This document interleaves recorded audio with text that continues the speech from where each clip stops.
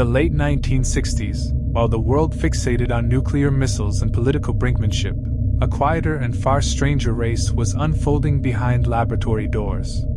The United States and the Soviet Union were locked in the Cold War, stockpiling weapons capable of ending civilization. Children practiced hiding beneath school desks.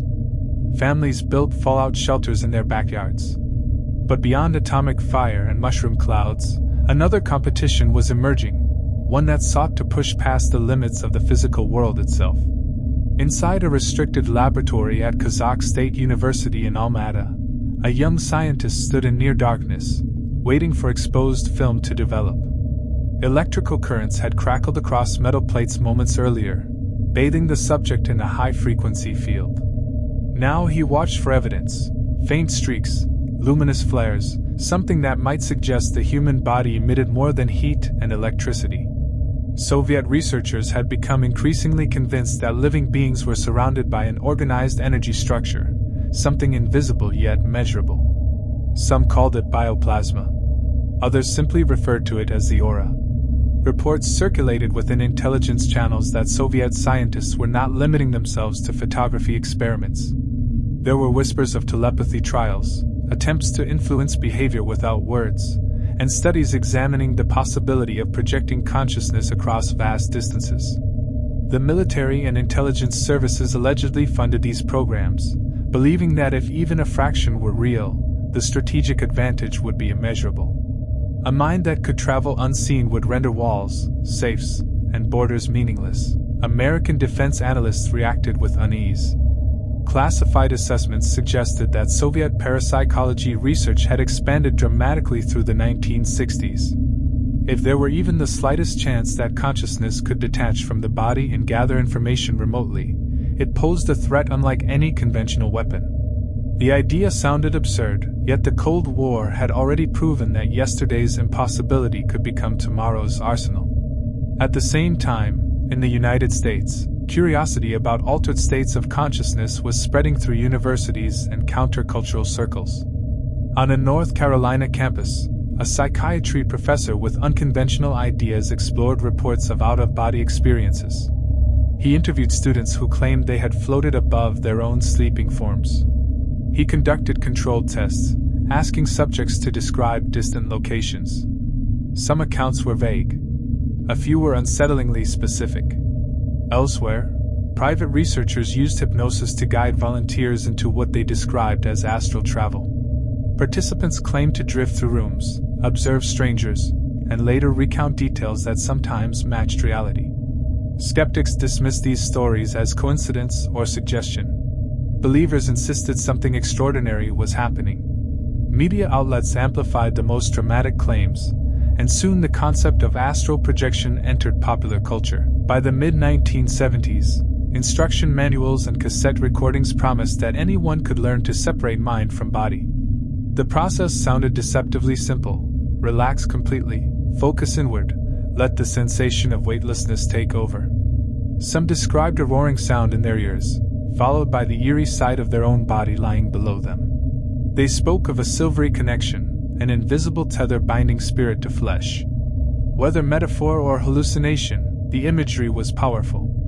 Among those captivated by these ideas was a young man in Michigan. He was disciplined, physically fit, devoted to yoga and meditation. He read extensively about consciousness and believed that with enough focus, he could explore beyond ordinary perception. One evening, he told his roommate he needed uninterrupted solitude. He locked himself in his bedroom to meditate deeply. Days passed without response. When the door was finally forced open, he was found lying on his back. There were no signs of violence. Medical examinations revealed no clear anatomical cause of death. The mystery fueled speculation. Some suggested an undetected medical condition. Others whispered darker possibilities, that he had ventured somewhere he could not return from. Sensational headlines followed, linking his death to astral experimentation. Meanwhile, U.S. intelligence agencies quietly funded research into remote viewing and related phenomena. At facilities connected to government contracts, select individuals attempted to describe hidden military sites or distant targets, while in altered states of awareness. A handful of sessions produced results that investigators found intriguing, though never conclusively provable. Still, enough ambiguity remained to justify continued funding. In a climate of mutual suspicion, either side could afford to ignore even the faintest possibility. As public fascination grew, so did disturbing reports.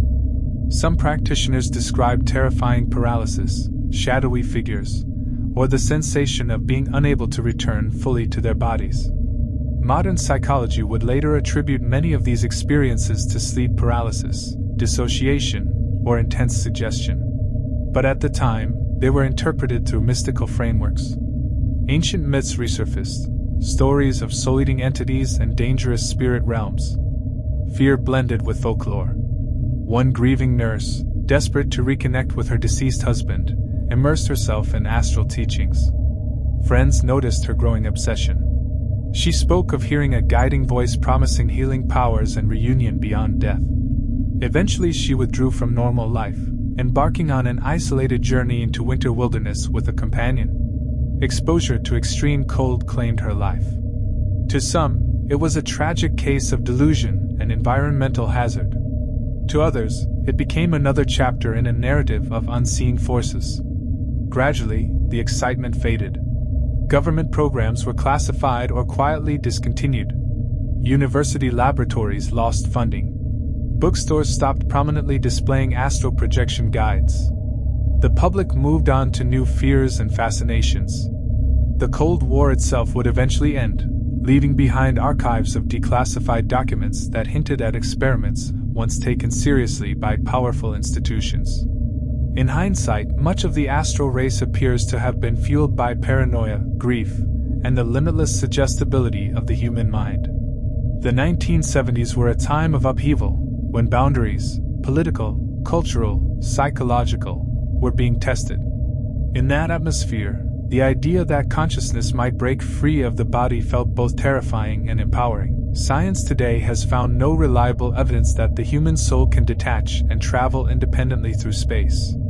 Yet the era remains a fascinating reminder of how fear and ambition can drive nations to explore the strangest frontiers. When rival superpowers believed their enemy might unlock the secrets of the mind, even the most improbable theories became worthy of investigation. Perhaps the true mystery was never about spirits drifting through hidden planes. Perhaps it was about how far humanity is willing to go when confronted with uncertainty. In the shadow of nuclear annihilation, the possibility of transcending the physical world offered hope to some and strategic advantage to others. But whenever we reach toward the unknown, we carry our vulnerabilities with us. The Cold War ended without psychic armies or astral assassins. What remains are stories, some tragic, some exaggerated, all shaped by the tension of their time. They serve as a cautionary tale. When imagination, fear, and power intersect, reality can blur in unsettling ways. And sometimes, the most dangerous journeys are not the ones that leave the body, but the ones that lose their grounding in it.